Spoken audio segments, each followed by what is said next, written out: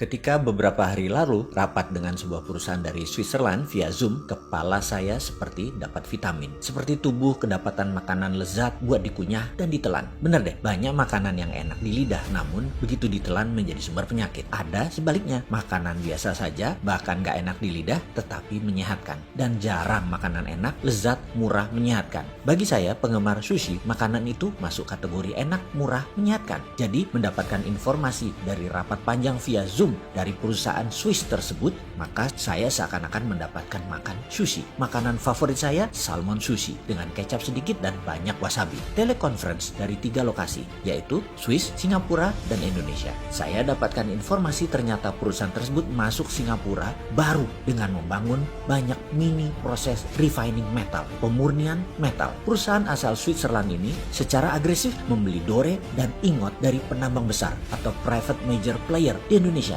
termasuk juga dari penambang tanpa izin dalam tanda petik, dengan struktur tertentu yang kemudian di-refine di Singapura. Mereka saat ini sedang meningkatkan stok PGM mereka atau precious group metal mereka. Mereka juga ternyata membangun di Dubai seperti di Singapura ini dengan bahan baku dari Afrika. Menarik, asli menarik strategi yang mereka lakukan. Mereka menghubungi saya karena nama saya kebetulan ada dalam perusahaan tambang emas di utara Manado, di salah satu pulau utara Indonesia. Mereka ingin mengambil ingotnya atau dore atau metal yang masih bercampur dengan emas yang kadarnya paling tinggi 50%. Masih ada Ag-nya, masih ada PT-nya, yang jelas Cu-nya yang paling banyak dari sisa 50% tadi. Mereka memerlukan semua mineral tadi. Sama persis seperti apa yang dilakukan pihak Cina dengan mengambil nikel yang dibela pejabat teras yang multi talent itu. Nikelnya 25%. Sisanya emang isinya pasir. Ya enggak lah, ada litium, ada fero. Wis, males dah kalau saya lanjutin urusan hal ini. Sebenarnya yang heran adalah masalah fansnya. Asli saya heran. Tanah air dikuras, bosnya mah nggak paham-paham banget. Pejabat-pejabatnya berlindung di balik kebaikan bosnya. Ketika diingatkan banyak kesalahan pejabat-pejabat tersebut, lalu bosnya dan fans bosnya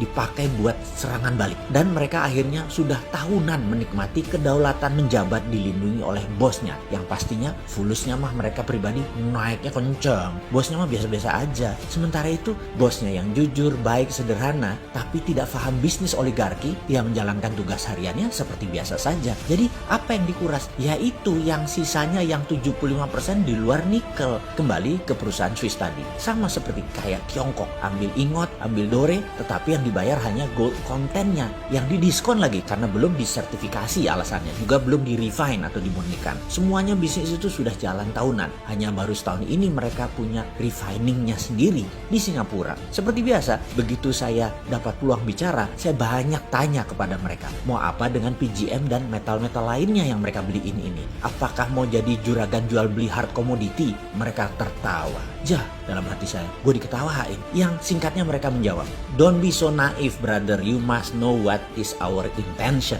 Mereka mengatakan saya jangan naif-naif. Pasti mereka tahu niat mereka mengumpulkan mineral tadi.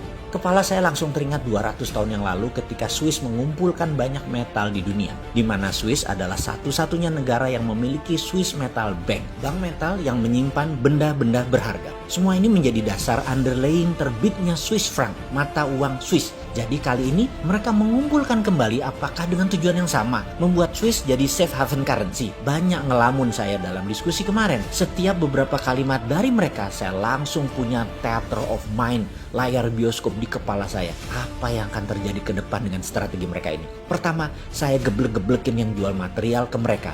Jual tanah air dengan harga murah. Prinsip dagangnya begini. Kalau mereka punya tambang, katakanlah tambang tembaga Freeport. Ingat ya, Freeport tambang tembaga, bukan tambang emas. Iya, tambangnya ada emasnya, tapi yang dipajakin kan koper bukan gold. Gimana sih lu?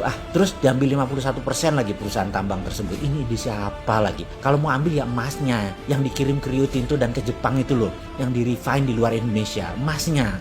Asli gue sebel kalau urusan beginian. Kapan balik modalnya beli Freeport? Sudahlah, males dilanjutin. Oke, prinsip dagang perusahaan tambang untuk memproses katakanlah batu bara. Ini angka dari langit loh ya. Ongkos tambangnya 50, dijual 80, untungnya 30. Ya sudah, begitu rumusnya. Papers nilai perusahaan paling top 2-3 kali lipat atau 200-300%.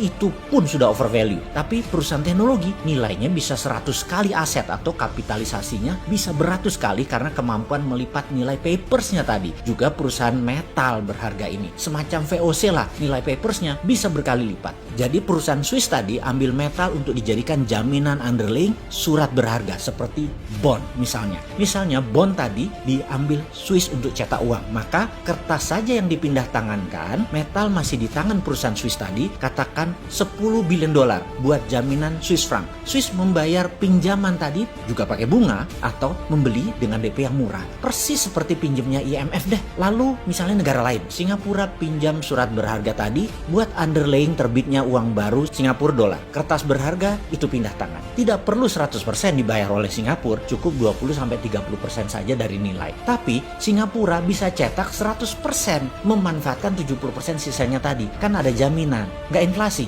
Ya enggak lah. Juga misalnya dinaran perlu emas, maka dinaran cukup bayar 20-30% surat berharga perusahaan Swiss tadi. Ya emasnya perusahaan Swiss ini, dan ketika diminta fisik, ya dia berikan emasnya nantinya. Tentunya harus bayar full. Tetapi selama rupiah Anda dipegang di rekening Anda di dinaran, ya emasnya dipegang perusahaan Swiss tadi. Ini asli pinter. Saya kok jadi terinspirasi ya. Kok negara kita pejabatnya nggak sepinter negara Swiss yang nggak punya laut, nggak punya sumber daya alam, bisa menjadi safe haven lagi. Oh iya, perusahaan Swiss tadi namanya Metalor.